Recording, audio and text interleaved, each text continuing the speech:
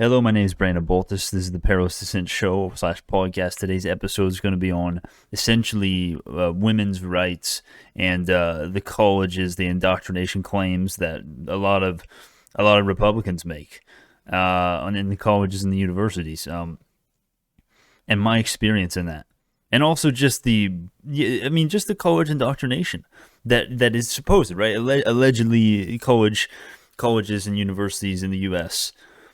have been biased to a certain side, which is the left, and socialism and communism, Marxism, right? Leninist ideas, and I want to give my take on that, right? So I'm a college student right now at Drury University, and one of the things I see, the semester. I mean, we're only on week 7 or 8, week 7 or 8 now for this semester, but I've had a couple. The biggest thing that I've seen is a clear direction of what everybody is thinking towards history and present day. What's the word?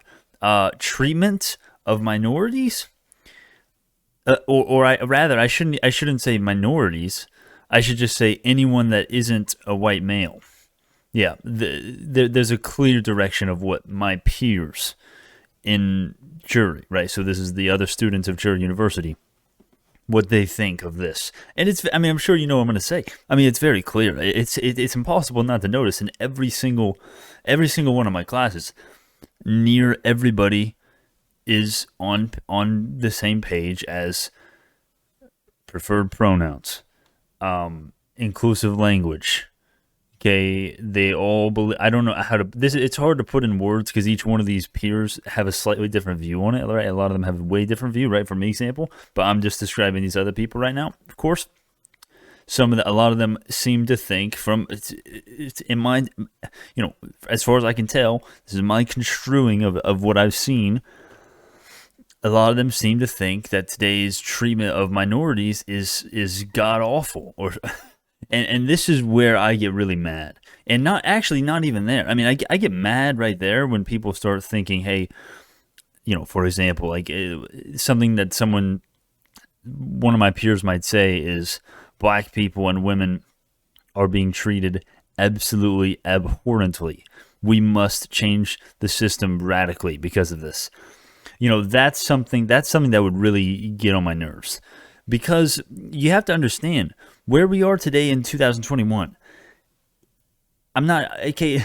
I'm going to try to be innocuous here, but the Republicans of 1865, those are the people, those are the white males and women. But I mean, a lot of white males, a lot of white Republicans gave their lives, hundreds of thousands of them, to be precise, hundreds of thousands of Republicans gave their life just in order to abolish slavery. Okay, then think of when we get to women's suffrage in the early 1900s. Okay, and then we get the outlawing of we get a couple of Supreme Court cases outlawing the separate but equal thing, and of course this stuff has not been forever. Okay, 1776, 1787, Constitutional Convention even, right? Slavery was legal, man, and it sucked, but we've come a long way. And it's very quickly that these people come in here and say, yeah, no, it's not good enough.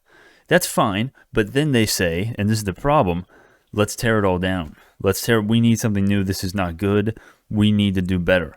You have to ask yourself, well, let's look at what we are doing today. Well, if we look at what we're doing today, there are such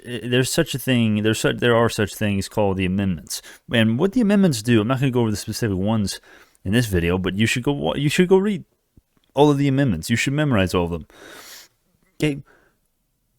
They ensure that every single person has the exact same treatment before the law.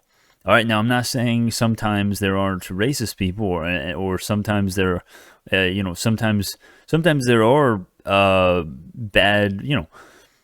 A lot of people would say George Floyd is an example where a black person got different treatment for a crime that a white person would have got, a completely different treatment from the law, which the police are a form of the government, right? So that you could take that as law, right? you have to understand we are guaranteed the same treatment before the law. 14th Amendment, bitches. 14th. That's the one. That's one of many that do very good things for everybody. And I think people forget the fact that this really is a country where everybody is equal in terms of their rights and in terms of how the government treats them with those rights. And that is something that is remarkable. That is something that we have that really human societies really have never had before, to my understanding. I'm not a huge history nerd. I wish I would. I really wish I knew more about ancient history and even Middle Age history. Okay, I guess you could consider that ancient. 700 years ago, 1,000 years ago, 500 years ago. These are times that I wish I knew more about. But one thing I do know is that there are very few, and I don't actually think there are any. But to be on the safe side, I'll say very few societies or civilizations ever in mankind's history. And a Homo sapiens existence, which you could argue, if you look it up, it'll come up as 300,000 years. In the last 6,000 years, humans have never had there's never been a society that is as fair in at least one sense as you can define it, as the U.S. is right now. And as many countries are today. And the reason is because what we just went over, 14th Amendment, equal treatment before the law and equal rights. That is something that we want to protect at all costs. And these people, my peers at jury, that are saying, no, we need to tear everything down, this is where the problems come in. Because they don't appreciate the fact that we've come from thousands of years, and not necessarily thousands of years of one country or kingdom building up and learning and researching and experimenting with radical democracies like ancient Athens, for example, right? It's not like it was the Neanderthals and then the Egyptians and then the Spartans and the Greeks and then we just get to this perfect state of where we are now, which is not perfect, but you know what I mean, right? Better than anything else we've ever had, equal rights, better than anything else we've ever had, no slavery. This is something that needs to be, it should be a very revered thing. It should be eulogized. It should be lauded. It should be praised.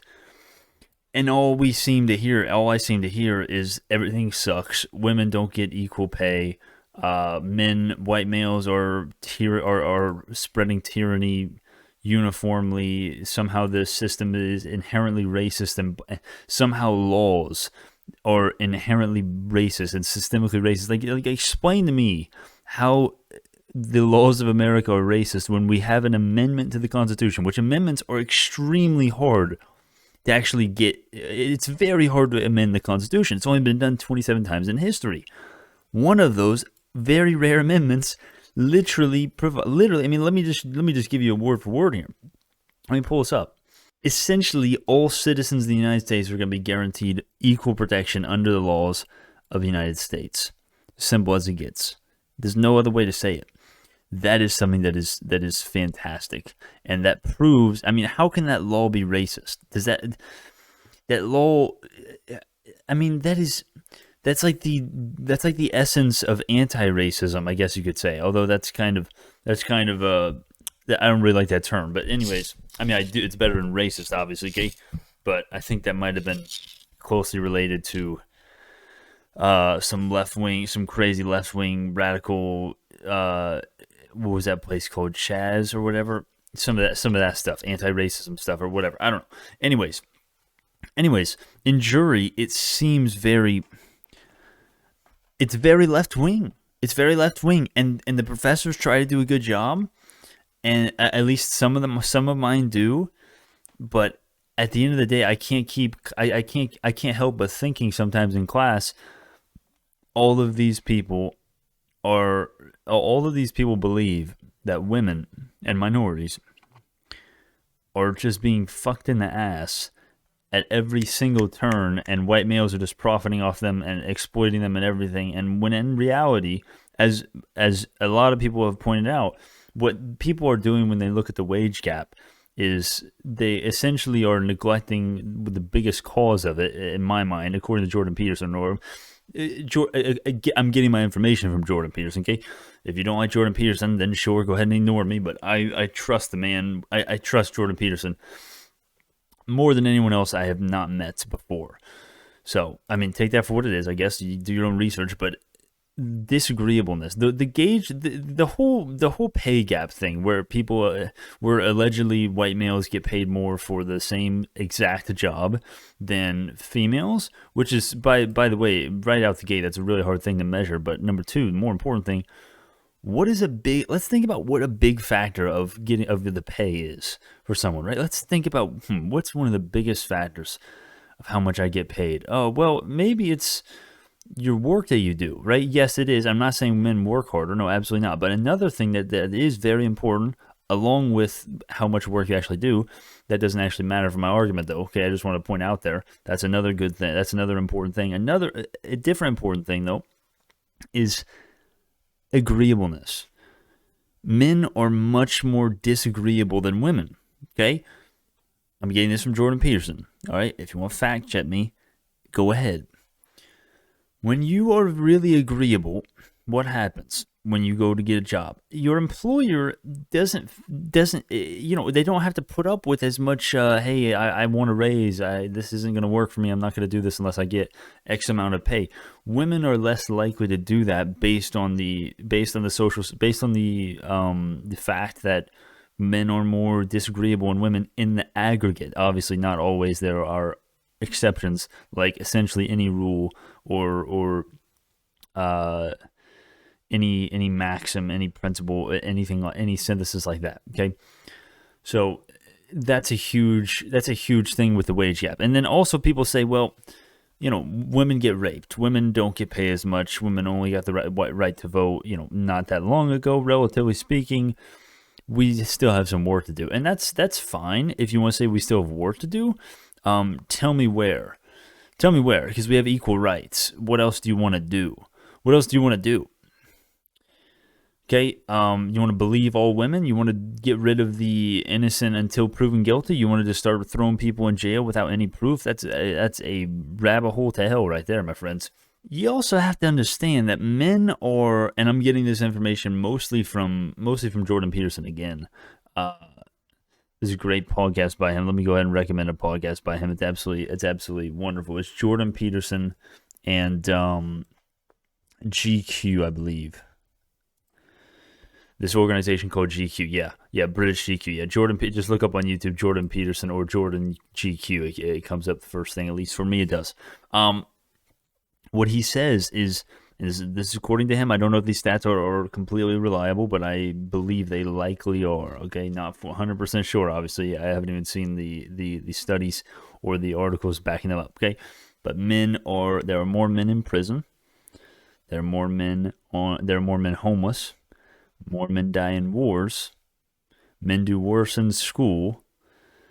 What was the other ones? There was a couple other ones that I'm forgetting, but you get the gist. Okay, yeah, women get raped. Women maybe don't get paid as much as men for the same job. Maybe the evidence for that, again, probably not very good. And if it is good, and if it is totally, let's just assume it's totally true, that's probably because of disagreeableness and not because, or some other difference between the two, between the biological differences between a man and a woman. And not of any cause from, it's not that gap and pay is not deriving from some sexism. The absurdity in the claim, I mean, literally what it is. I mean, Jordan Peterson says this as well. In this one interview. I keep bringing back because it's so brilliant. What happens here in the men make way more money. Women, the percentage of men that make, or how much wealth is made by 1,000 males compared to 1,000 females, or whatever it is, however you want to, whatever measurement it is. What always seems to happen is one or two rich men that have been in the company for a long time, right? Your Elon Musks, okay, your Jeff Bezos, your Bill Gates.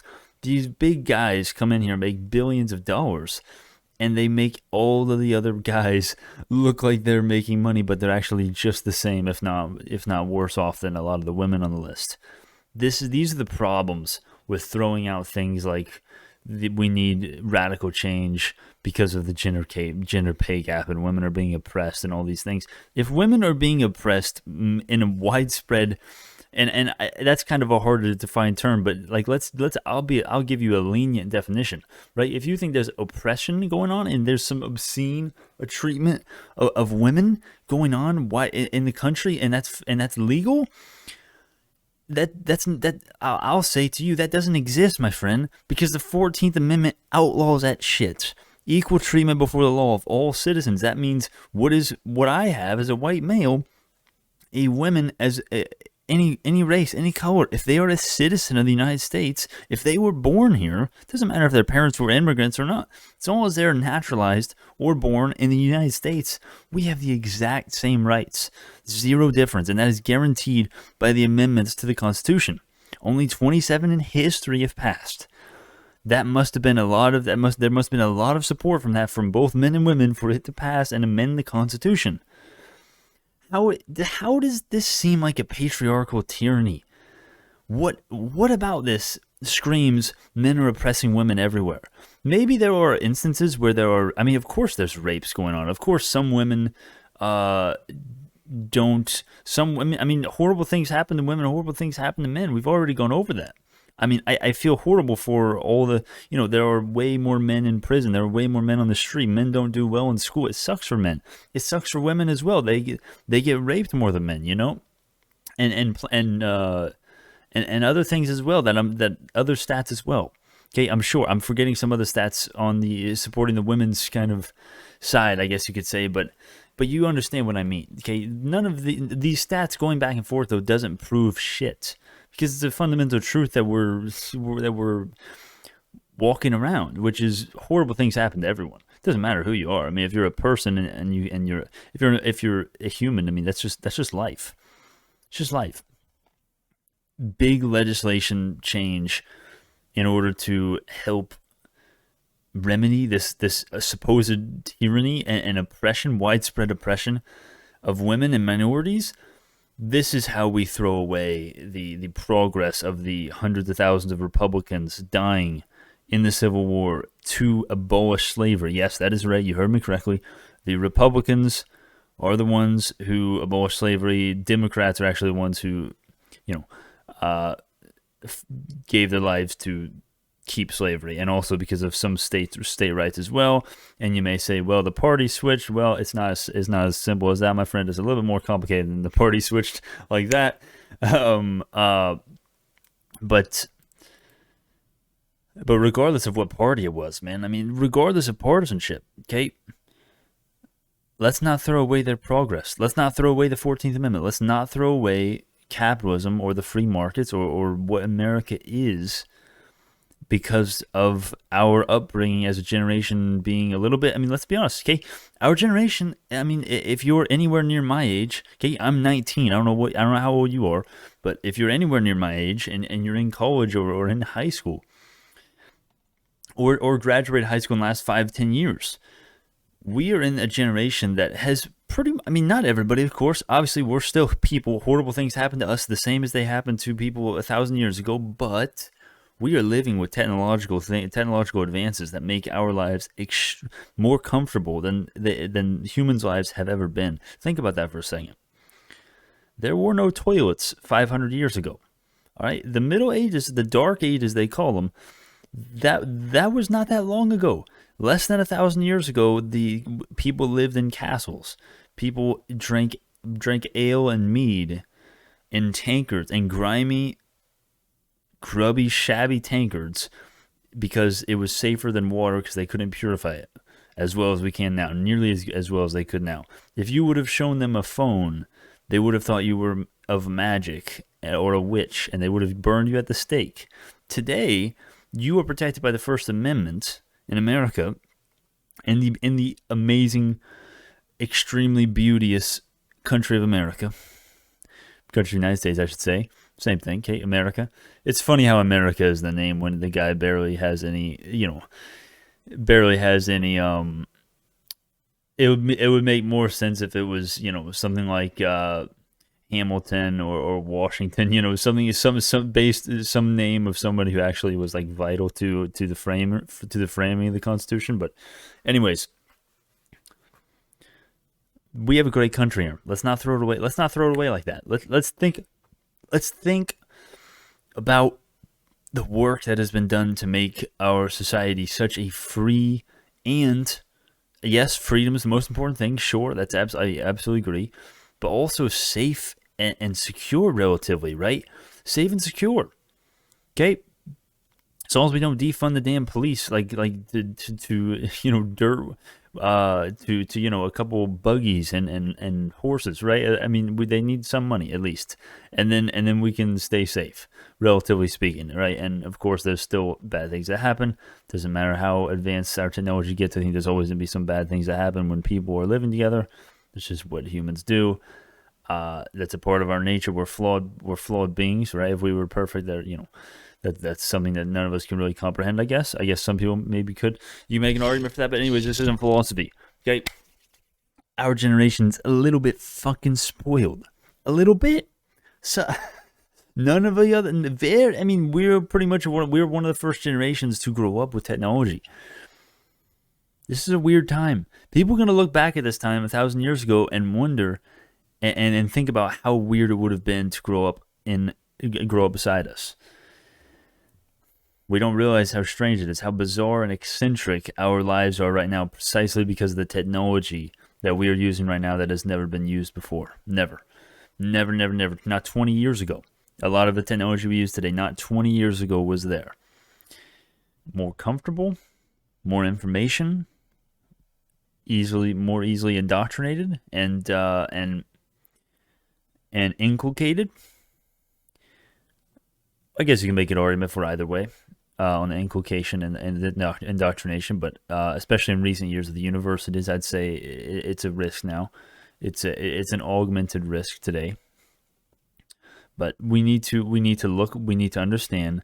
We will throw away all of these centuries of progress that we have made towards making everybody equal in terms of rights and not equality of outcome. Right? We're not doing damn Marxism or socialism. Okay, that's just hell. All right, that's literally just hell. I mean, that's hell. Okay, I mean, if you want Marxism and communism, go to some country that does that.